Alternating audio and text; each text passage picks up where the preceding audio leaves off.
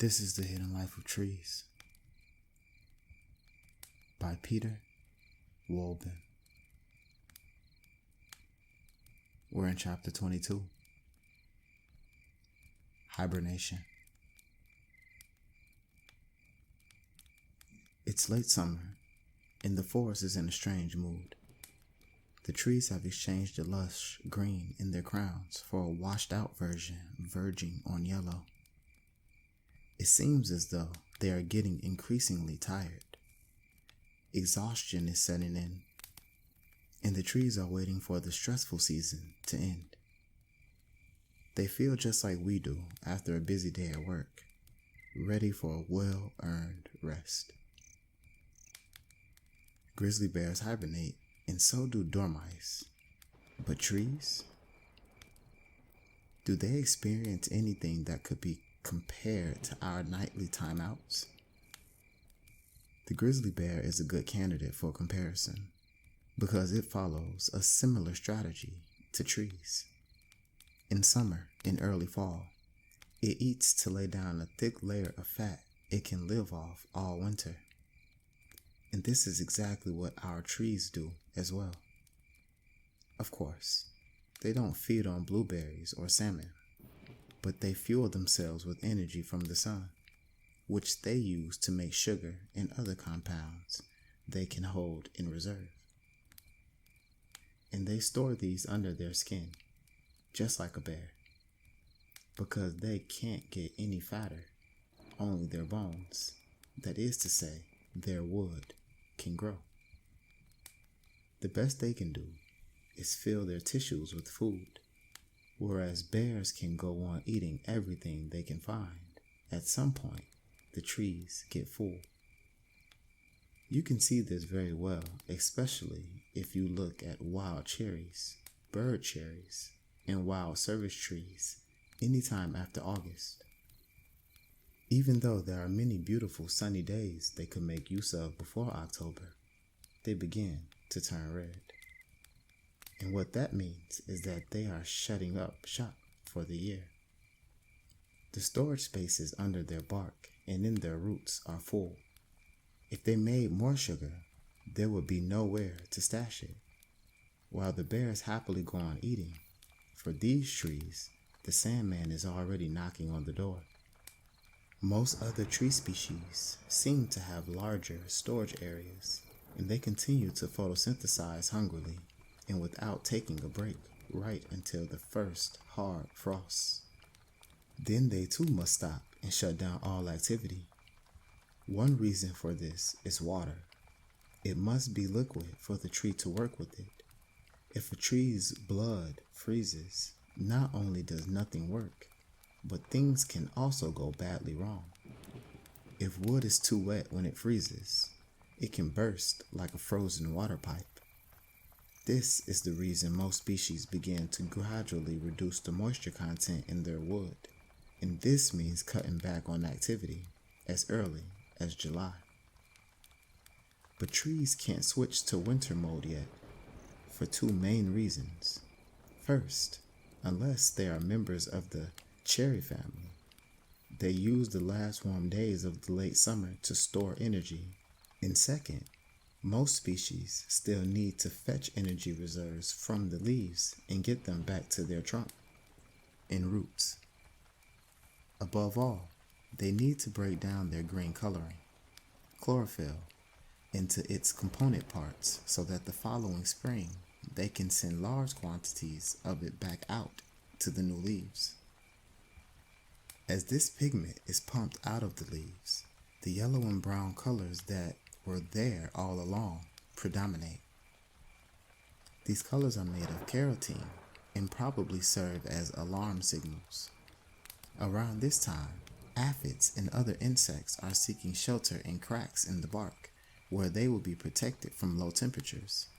Healthy trees advertise their readiness to defend themselves in the coming spring by displaying brightly colored fall leaves. Aphids and company recognize these trees as unfavorable places for their offspring because they will probably be particularly vigorous about producing toxins. Therefore, they search out weaker, less colorful trees, But why bother with all this extravagance? Many conifers demonstrate that things can be done differently. They simply keep all their green finery on their branches and thumb their noses at the idea of an annual makeover. To protect its needles from freezing, a conifer fills them with antifreeze. To ensure it doesn't lose water to transpiration over the winter, it covers the exterior of its needles with a thick layer of wax. As an extra precaution, the skin on its needles is tough and hard, and the small breathing holes on the underside are buried extra deep. All these precautions combine to prevent the tree from losing any significant amount of water. Such a loss would be tragic because the tree wouldn't be able to replenish supplies from the frozen ground. It would dry out and could then die of thirst. In contrast to needles, leaves are soft and delicate.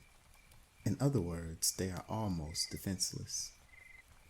It's little wonder beeches and oaks drop them as quickly as they can at the first hint of frost. But why didn't these trees simply develop thicker skins and antifreeze over the course of their evolution? Does it really make sense to grow millions of new leaves per tree every year, use them for a few months, and then go to the trouble of discarding them again? Apparently, evolution says it does, because when it developed deciduous trees about 100 million years ago, conifers had already been around on this planet for 170 million years. This means deciduous trees are a relatively modern invention. When you take a closer look, their behavior in fall actually makes a lot of sense. By discarding their leaves, they avoid a critical force, winter storms. When trees blow through forests in Central Europe from October on, it's a matter of life and death for many trees. Winds blowing at more than 60 miles an hour can uproot large trees. In some years, 60 miles an hour is a weekly occurrence. Fall rains soften the forest floor, so it's difficult for tree roots to find purchase in the muddy soil. The storms pummel mature trunks with forces equivalent to a weight of approximately 220 tons. Any tree unprepared for the onslaught can't withstand the pressure and falls over. But deciduous trees are well prepared. To be more aerodynamic, they cast off all their solar panels, and so a huge surface area of 1,200 square yards disappears and sinks into the forest floor. This is the equivalent of a sailboat with a 130-foot tall mast dropping a 100 by 130-foot mainsail. And that's not all. The trunk and branches are shaped so that their combined wind resistance is somewhat less than that of a modern car. Moreover, the whole construction is so flexible that the forces of a strong gust of wind are absorbed and distributed throughout the tree. These measures all work together to ensure that hardly anything happens to deciduous trees over the winter. If there's an unusually strong hurricane force wind, the kind that happens only every 5 to 10 years in Europe, the tree community stands together to help each individual tree. Every trunk is different. Each has its own pattern of woody fibers, a testament to its unique history. This remains that after the first gust, which bends all the trees in the same direction at the same time, each tree springs back at a different speed. And usually, it is the subsequent gusts that do a tree in, because they catch the tree while it's still severely bowed and bend it over again, even further this time. But in an intact forest, every tree gets help. As the crowns swing back up, they hit each other because each of them is straightening up at its own pace. While some are still moving backwards, others are already swinging forward again. The result is a gentle impact which slows both trees down. By the time the next gust of wind comes along, the trees have almost stopped moving altogether, and the struggle begins all over again. I never tire of watching tree crowns move back and forth. I can see both the movement of the whole community and the movements of the individual trees. Bear in mind, however, that it's never a good idea to go into the forest during a storm. Let's get back to the subject of dropping leaves. With every winter they survive, the tree proves that this makes sense, in that producing new leaves every year is worth the energy it takes. But it brings up completely different dangers. One of these is snowfall. Snow makes it imperative that deciduous trees drop their leaves in a timely manner. Once the aforementioned 1,200 square yards of leaf surface has disappeared, the white blanket has no place to land but on the branches, and this means that most of it falls through onto the ground. Ice can generate even heavier loads than snow. A few years ago, I experienced weather conditions that combined temperatures slightly below freezing with a seemingly harmless drizzle. This unusual weather lasted for 3 days, and as each hour passed, I became more and more worried about the forest. The light rain landing on freezing branches turned into ice in seconds, quickly weighing the branches down. It looked incredibly beautiful. All the trees were encased in crystal.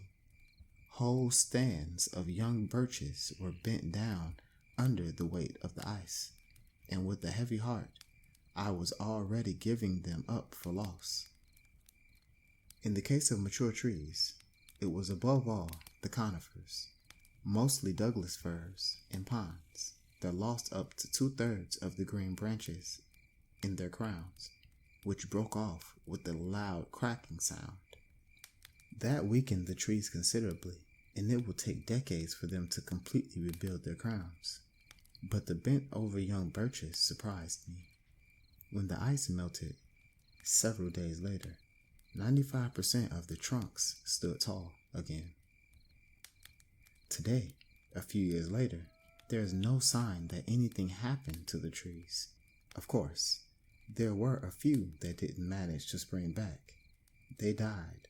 At some point, their rotten little trunks broke, and they are now slowly turning themselves into humus. So, dropping leaves is an effective protective strategy that seems made to measure for the climate in Central European latitudes. It is also an opportunity for trees to finally excrete waste. Just as we take a trip to a quiet little room before we go to bed, trees also rid themselves of substances they do not need and would like to part with. These drift down to the ground in their discarded leaves. Shedding leaves is an active process, so the trees can't go to sleep yet. After the reserve supplies have been reabsorbed from the leaves back into the trunk, the tree grows a layer of cells that closes off the connection between the leaves and the branches. Now, all it takes is a light breeze, and the leaves drift down to the ground. Only when that process is complete can trees retire to rest. And this they must do to recuperate from the exertions of the previous season. Sleep deprivation affects trees and people in much the same way. It is life-threatening. That's why oaks and beeches can't survive if we try to grow them in containers in our living rooms. We don't allow them to get any rest there, and so most of them die within the first year. Young trees standing in their parent's shadow exhibit a few clear deviations from the standard strategy for shedding leaves.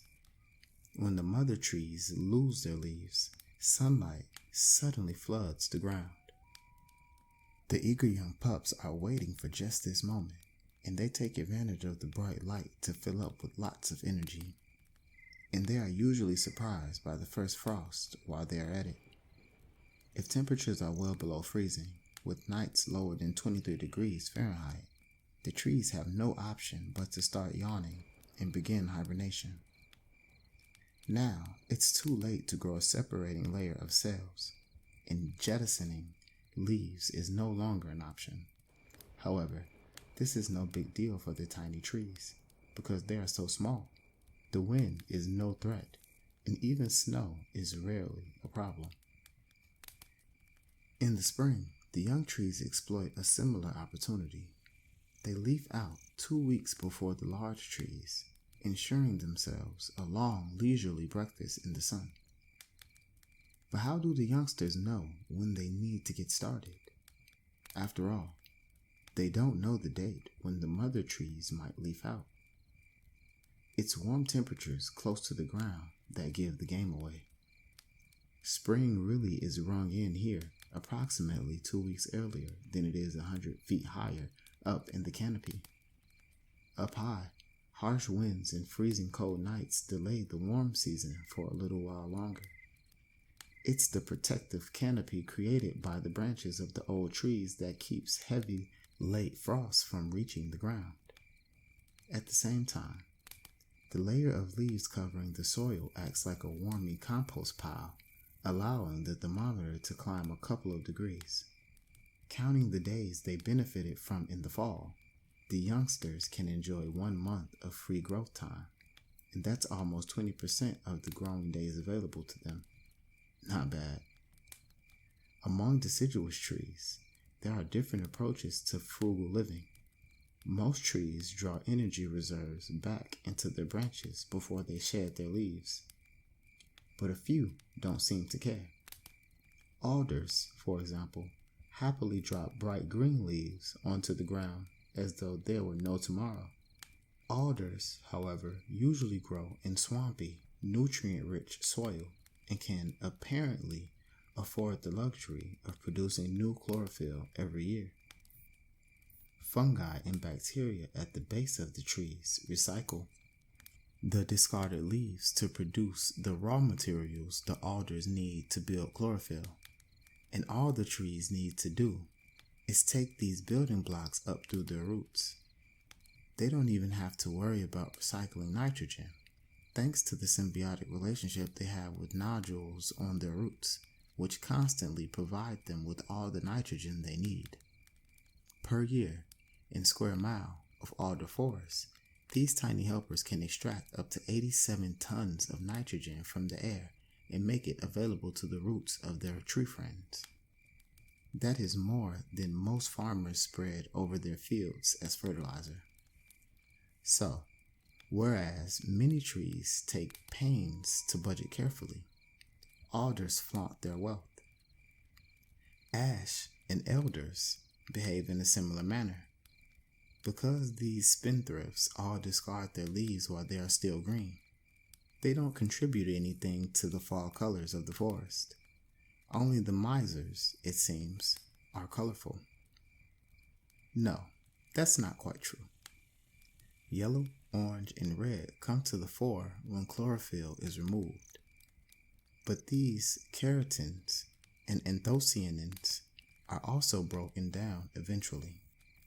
The oak is such a careful species that it stashes everything away and discards only brown leaves.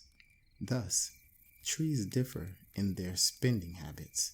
It's all over for the beech when its leaves turn brown and yellow, whereas the cherry loses its leaves when they're red. Finally, we return to the conifers. I've given them rather short shrifts so far, but there are 3 species that drop their leaves like deciduous trees: the larch, the bald cypress, and the dawn redwood. I have no idea why these 3 conifers are the only ones to follow the deciduous tree's example. Perhaps in the evolutionary competition, the best way to overwinter has simply not yet been decided. Holding on to needles certainly brings advantages in the spring, because the trees can get going immediately without having to wait for new growth. However, many new shoots dry out when the crowns warm up nicely in the spring sun and begin to photosynthesize while the ground is still frozen, because they can't put the brakes on transpiration. As soon as they become aware of the danger, the needles go limp, particularly those from last year, which don't yet have a thick coat of wax. Apart from that, spruce, pines, Firs and Douglas firs change out their needles because they too must rid themselves of waste materials. They shed the oldest needles, which are damaged and don't work very well anymore. As long as the trees are healthy, firs always keep 10, spruce 6, and pines 3 years worth of needles, as you can tell by taking a look at the annual growth intervals on their branches. Pines especially, which shed about a quarter of their green needles, can look somewhat sparse in the winter. In the spring, a new year's worth of needles is added along with fresh growth, and the crowns look the picture of health once again. That's the end of chapter 22. Next time we'll be in chapter 23, A Sense of Time.